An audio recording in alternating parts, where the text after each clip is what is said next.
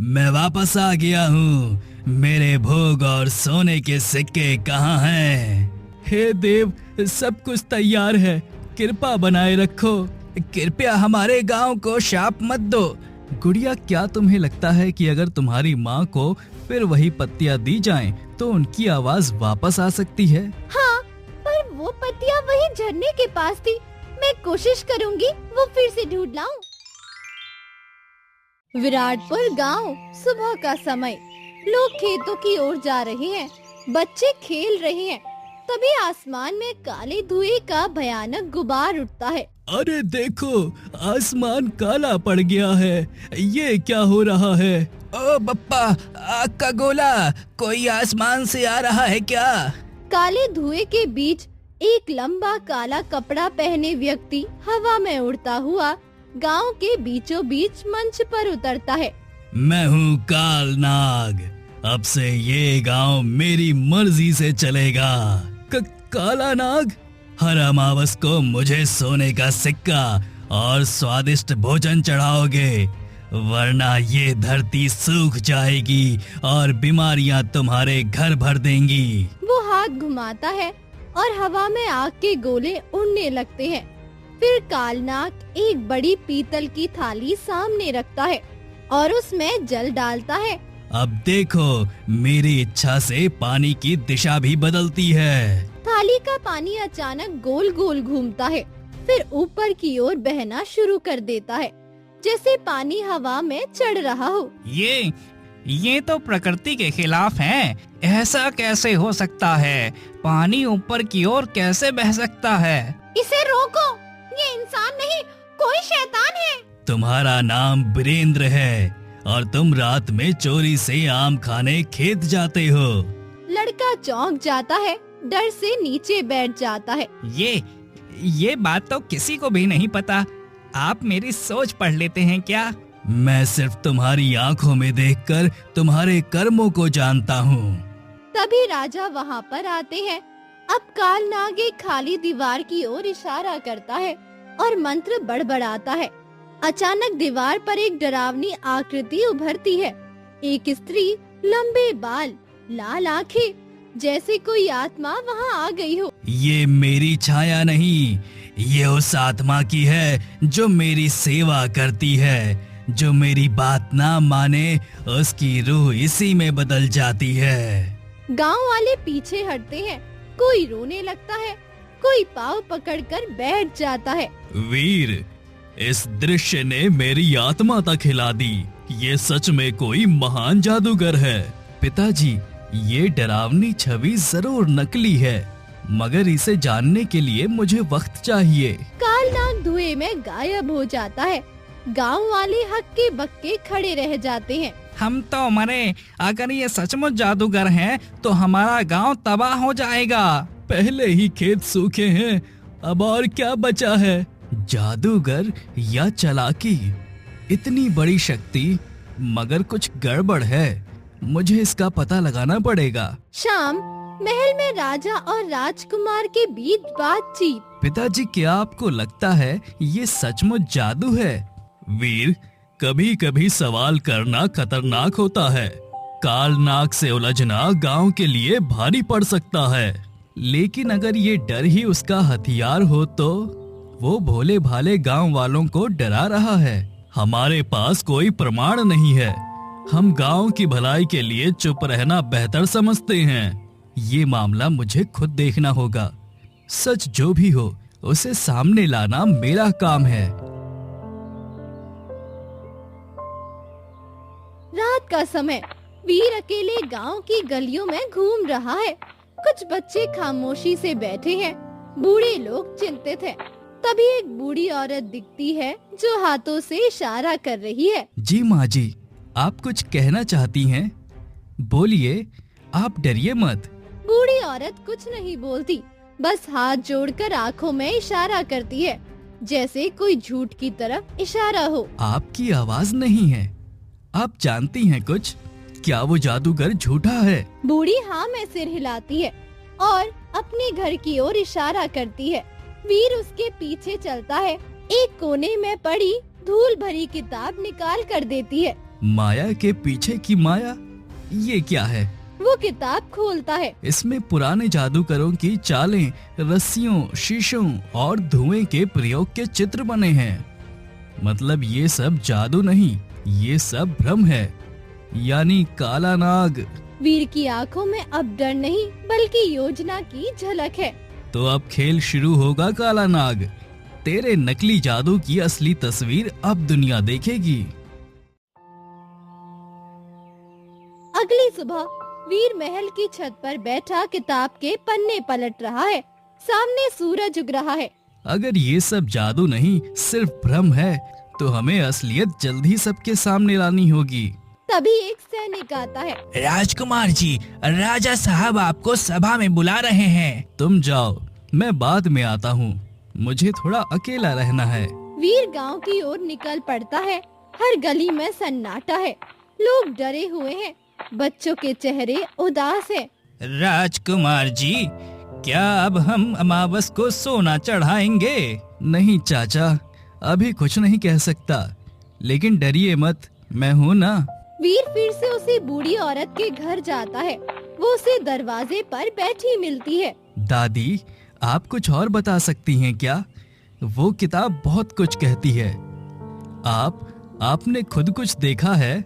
बुढ़िया गर्दन हिलाती है और एक स्केच दिखाती है जिसमें रस्सियाँ, शीशे और पर्दों का चित्र बना है। तो काल नाग की सारी चालें इसी तरह काम करती हैं। ये सब नाटक है। तभी एक कोने से आवाज आती है। आपको भी शक हो गया है उस पर? मुझे तो शुरू से लग रहा था कि दाल में कुछ तो काला है। वीर चौंकता है और गुड़िया को देखता है।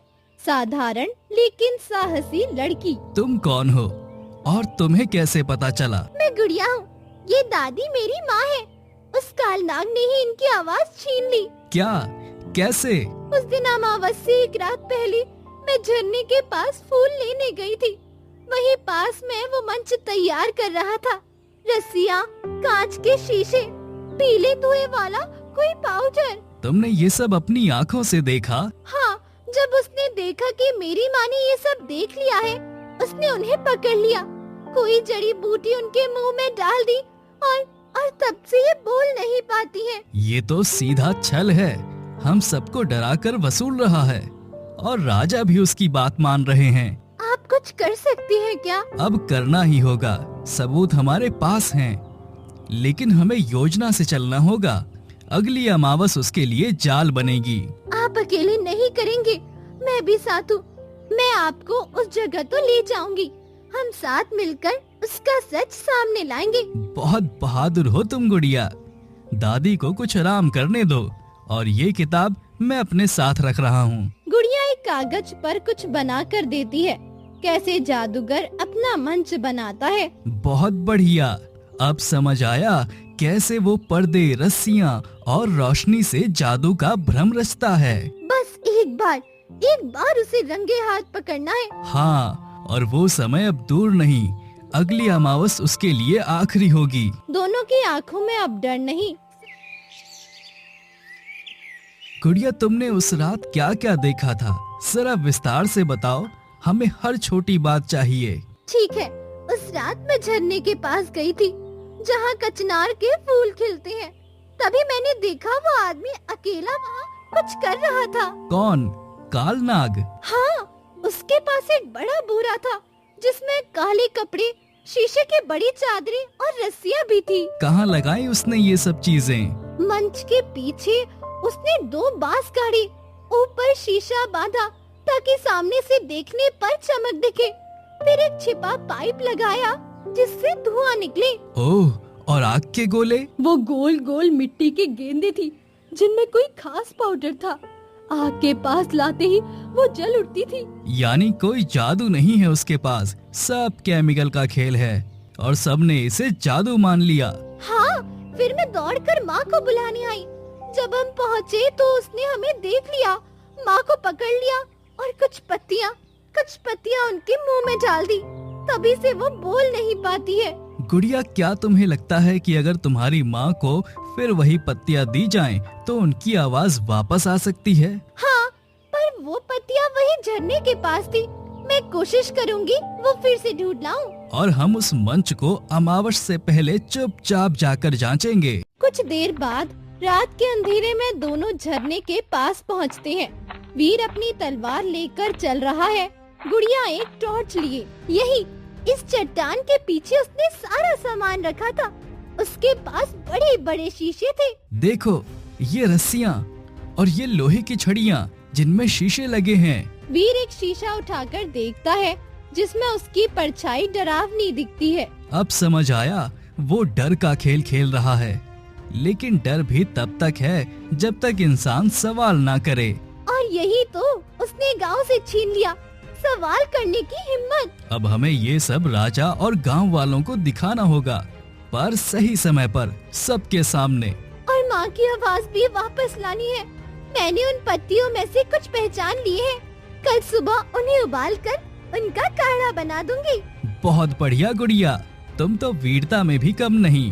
कभी कभी डर से लड़ने के लिए तलवार नहीं, सच्चाई काफी होती है। दोनों मंच की एक ओर से चुपचाप खींची गई रस्सियों, केमिकल की बोतलों और खम्भों को चिन्हित करते हैं। अगली अमावस को जैसे ही वो मंच पर आएगा, मैं उसे चुनौती दूंगा और तुम पर्दा गिरा देना। उसके बाद सबके सामने होगी उसकी सच्चाई और गांव की आजादी। अब चलो, सुबह से सब शुरू करना है। झूठ की जड़ें हिलाने का वक्त आ गया है। और माँ को भी बोलते देखना है।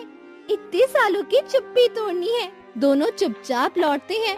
पीछे मंच की झलक और झरने की धीमी आवाज आती है। अमावस की रात, विराटपुर का मुख्य चौराहा, सैकड़ों लोग इकट्ठा, आंखें आसमान पर।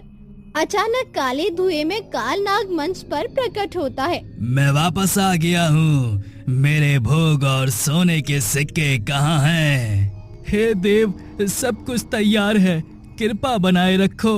कृपया हमारे गांव को शाप मत दो, सब कुछ आपको अर्पित है। तभी भीड़ से राजकुमार वीर मंच की ओर बढ़ता है। रुको कालनाग, आज पहले जवाब दो, क्या तुम सच में कोई महान जादूगर हो?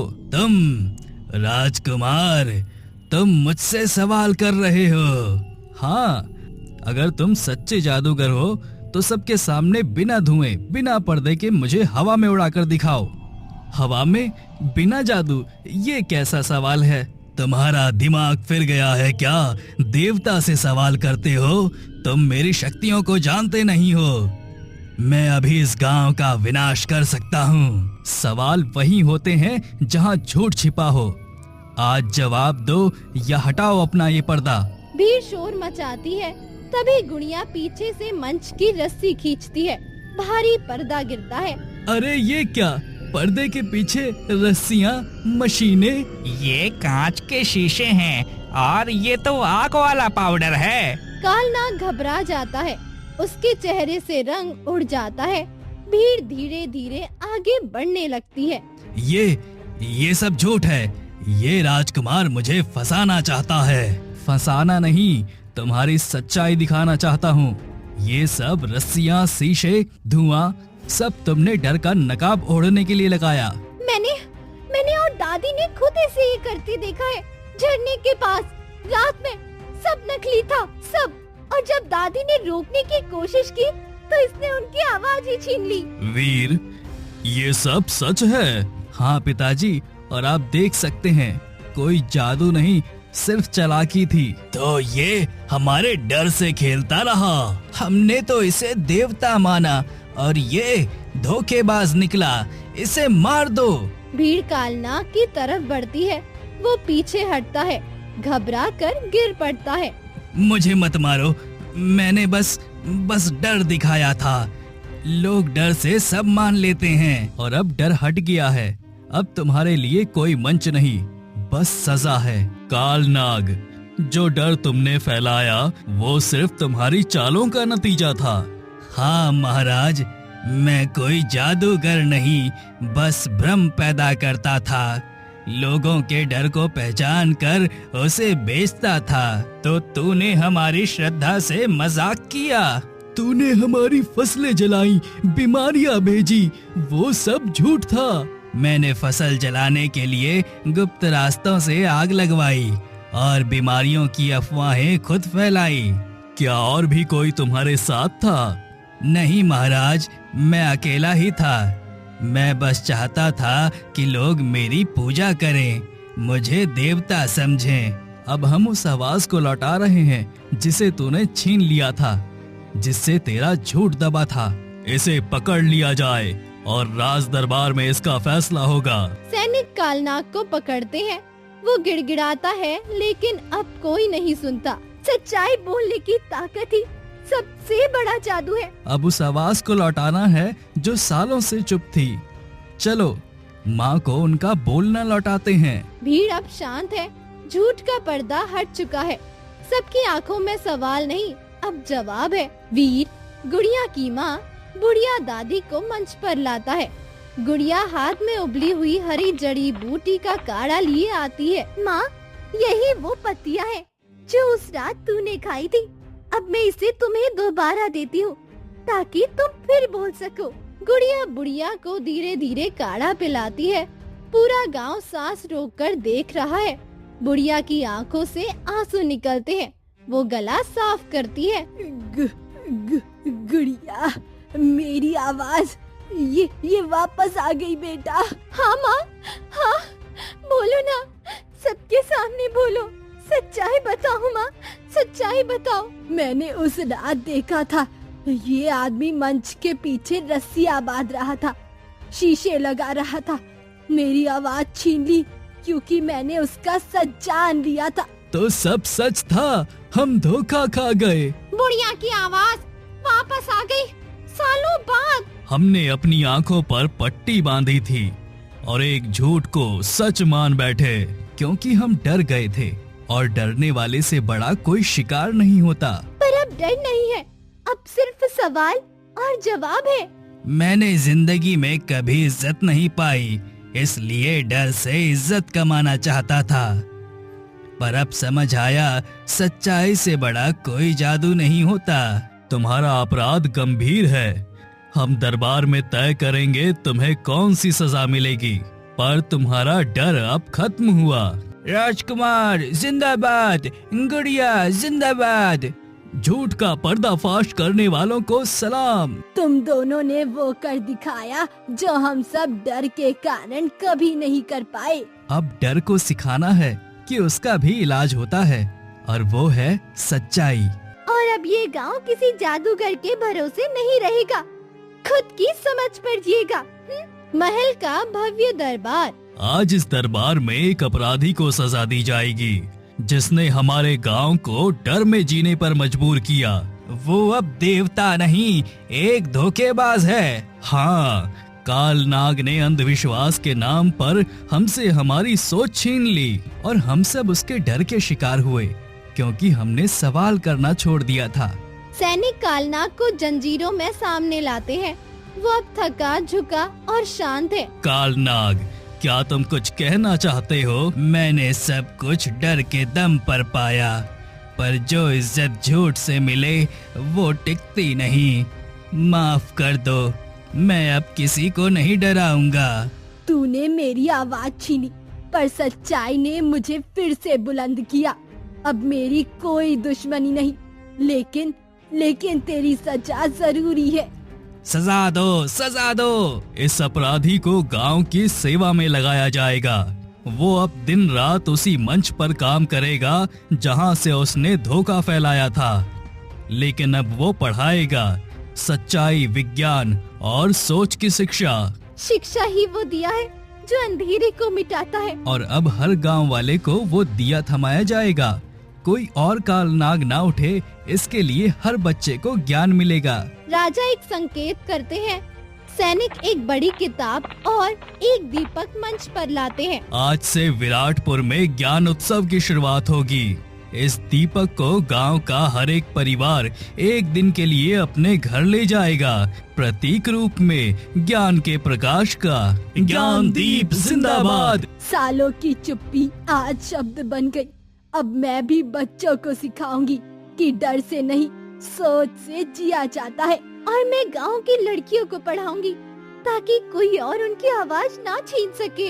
जब तक हम सोचते नहीं, तब तक कोई भी छलिया जादू का मुखौटा पहनकर राज करेगा। आज मैं गर्व से कहता हूँ, मेरा पुत्र सिर्फ योद्धा नहीं, प्रकाशक है। और ये लड़की गुड़िया गांव की सच्ची रक्षक है। राजा मंच से नीचे उतरकर वीर और गुड़िया का हाथ पकड़ते हैं, सबके सामने ऊंचा करते हैं। त्योहार मनाना चाहिए, डर के अंत का उत्सव। वीर और गुड़िया की जोड़ी अमर रहे। गांव में ढोल, मंजीरे, गीत, रंगोली और दीपक जलते हैं। बच्चे नाच रहे हैं, बूढ़े मुस्कुरा रहे हैं। बुढ़िया किताब लेकर बच्चों को पढ़ा रही है। गुड़िया लड़कियों को अक्षर सिखा रही है। सच्चा जादू वही है जो आंखें खोल दे, और वो सिर्फ शिक्षा दे सकती है। अब कोई कालनाग नहीं आएगा, अब हर घर में दीप जलेगा। ये हमारी नई शुरुआत है, जहाँ तर्क, सवाल और ज्ञान होंगे और अंधेरा पीछे रह जाएगा। आसमान में पटाखे फूटते हैं, दीपक जलते हैं और विराटपुर की कहानी इतिहास बन जाती है। एक ऐसे गांव की जिसने डर को हराकर खुद को मुक्त किया।